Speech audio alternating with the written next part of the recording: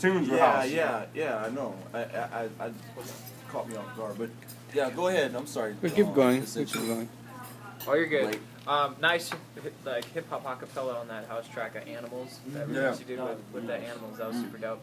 But my question was, what percentage of you do you feel like that you can do Craze and all that is Craze, compared to the percentage of the crowd and how you have to please them? Man, Craze is there to please the crowd. Yeah. Period.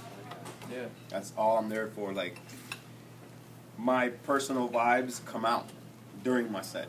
You feel me? I played Moomba, trap, twerk, house, hip hop. I played everything tonight. Yeah. You know what I mean? That's who I am.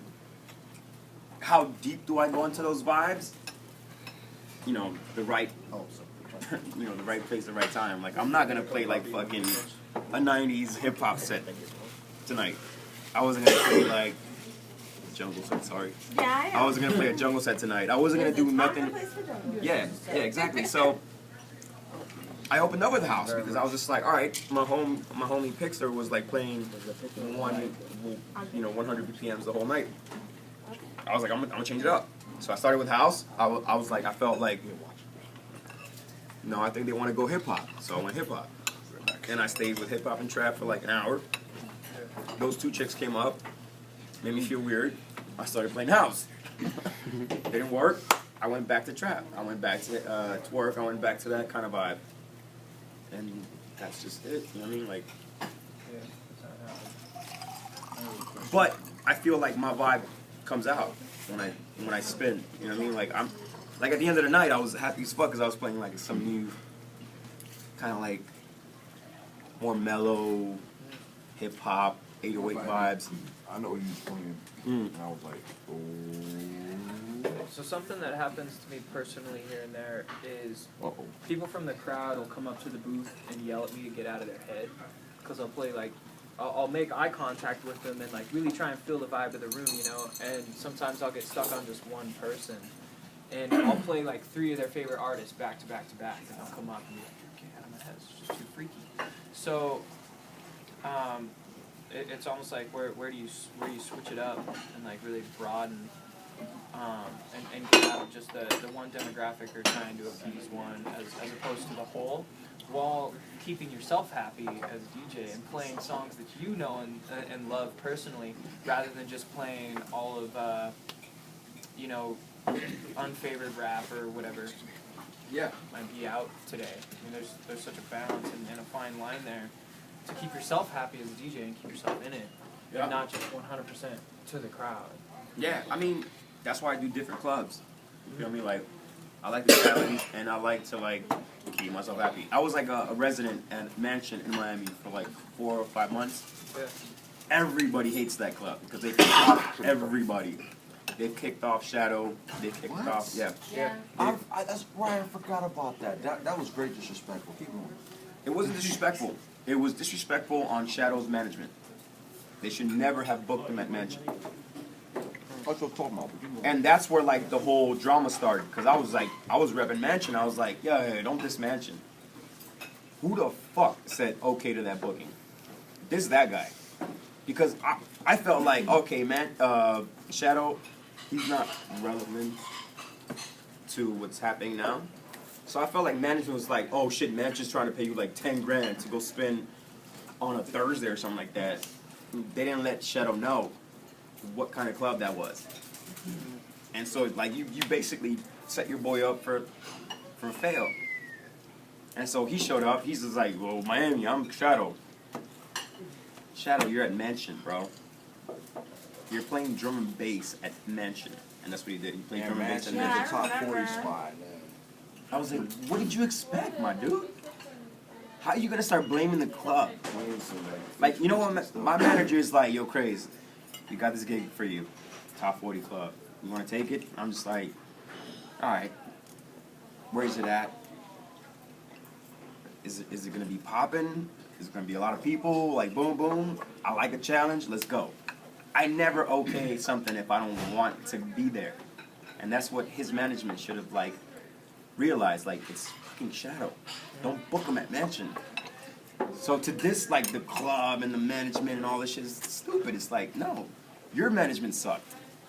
That's what we had discussing on the phone about. I was like, did nobody do their homework before booking him? In a spot like that? Yeah. And why are you gonna set your... Anyway, Yeah. So now, along the lines of the vibe of the club, what are some things that you love to see for an opening DJ to set you up properly? Like if they walk the crowd, doing a bit of juggles and threading and some cutting, and walk them in and get them ready for that, rather than having to follow a DJ that plays at 128 BPM auto sync the whole time and then having to walk the crowd into what you do. Like, For me, I don't care. Like whatever the DJ does, I gotta top him. yeah. Like, Pixar was 100 BPM the whole time I was there. So I was just like, okay, I gotta do something different. I'm gonna start with house. It didn't work. I went back to that tempo. You feel me? But I didn't mind him doing whatever. Like the one thing I do mind is when like DJs are playing the biggest tunes at like 10, 11 night. You know what I mean? Like they're playing like the biggest Kanye tune, the biggest house tune. I'm just like, my dude, it's 11, bro. And What are you doing? You're burning the heat. But I don't mind whatever the fuck they do, because like you're supposed to be creative. you're supposed to go in and do whatever you want. Here's one of my big beefs about the show that I met you at. Jesus. And I love the This guys guy. that was there. This guy. Okay. But one of the things that you had to do that just totally made me rip my hair out. I got hair. And you had to ask the crowd, is it okay if I scratch? Is it okay? For tonight? No. The first one. The first night I mentioned. No, but I don't do that on some like, yo, give me the okay. I do that, I'm fucking around with you. Like, is it okay if I scratch? If they would have said no, I would have been like, fuck you, I'm gonna Yeah, do it but anyway. you kept it clean, in and out the whole night. You did not do a lot of people that was there, which I didn't promote it, came to see you do you. And some of the people started leaving because of that. They didn't see you do that because you were like, dude, this is not the club for that. And I said, that's true, but these people, for the way it was promoted, came to see but you. And, but the opener didn't set you up. Here's the problem I had with that. The opener didn't set you up to work to your fullest potential, to put you in that zone of creativity. So when you walked in there and saw what the opener was doing, you said, oh, this is the how you call that, the thermometer of the club? Yeah. I'm not going to go wilding out like I normally do, because you don't want to draw everybody out, so that's why you played the way you played. We had that discussion. Yeah. But Mansion, right? Going back Were you to gonna that go? again. Were you gonna go to Mansion to see Shadow do Shadow? Mansion is Not if I'm like, if I'm a goer of that type of club, it's just top 40. if I was a fan and I saw Shadow being booked at Mansion, I would not go to Mansion because I know what the vibe's gonna be like. So even if Shadow adapted to that room, it wouldn't be seeing Yeah, exactly. I would have thought it's gonna suck. It's Mansion. That's not what happened here. Folks that went to that Cream Stereo Lounge show had an expectancy of. Is that the drum and bass one? Yeah. Which one was that? I got pulled over trying to see that one because I just got finished with the That DJ was a gig. straight up house Holland. club. That's normally a straight up house club. Well, that's what I'm So that saying. was You're gonna go to a straight up house club and see Craze do turntables? Yeah. So what they should I'm have. sorry, I can't. What they should have did. What they should have did was they should have had an opener that was going to be the precursor of what you were supposed to do. That was what was supposed to happen. They didn't do that. Now, behind the scenes, I was arguing with the promoters and the club management. I said, you are not going to hire this guy to come in here and do this and not have the right opener for him.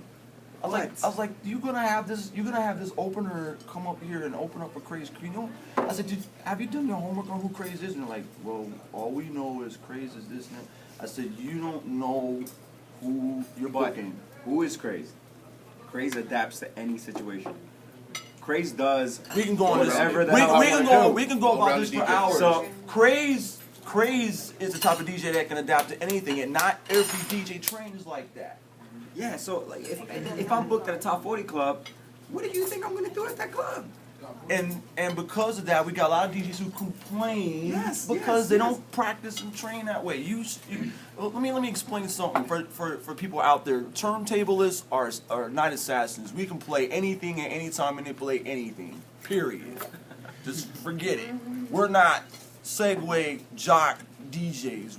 We're artists. We have our hands in all cookie jars. And on top of that, I come from the DJ part of like what I grew up to. Like, I don't come from like the whole yo, I'm this and this is all I'm gonna do. Like, that's what made me win all the DMCs. It's like I adapted to every situation and I won it because I was just like, oh, okay, I'm ITF scratch battle, got it. DMC 6 minutes, got it. You know what I mean? Like, I was always that guy. I was just like, whatever situation you put me in, I'm gonna adapt and I'm gonna win that shit. I'm getting out of this conversation now. We get this conversation going for hours. We got other students that ask questions. We have this guy. It's been waiting for a while. Well, he's asked. Yeah. Okay, go. So now we'll come back to This guy. Let's go over here. Who has not asked the question yet? This guy. So I watched your video with Shifty where you did a halftime show with him on a radio station. And Killed him. I know you did. Sorry. You did. But I was listening to it and like I got into it and it seemed like you were like more of, instead of battling, having a conversation through scratching. Is that how you take your battles, or do you just try to show skill? Well, when it comes to scratching, it's a conversation. Yeah. You know, like when kids come and like try to like scratch me and they go in and they're just like, Yeah, exactly. They're I'm just just like, like- oh, I can crab. I'm like, hey, hello. Hey. I'm not going crazy. Hey, you know what I mean? Like, I started off like a conversation, like, why are you trying to like outshine? Yeah. Let's vibe. Let's like, Yeah, and it was awesome. Like 7 minutes of straight talking back and forth through. and it started with Yeah. Shifty trying to outshow me, and then he got it, and he was just like, Yeah, I saw that. He was Oh. going a little hard at first. he was you know. going hard, and I was just like, my dude, Yeah.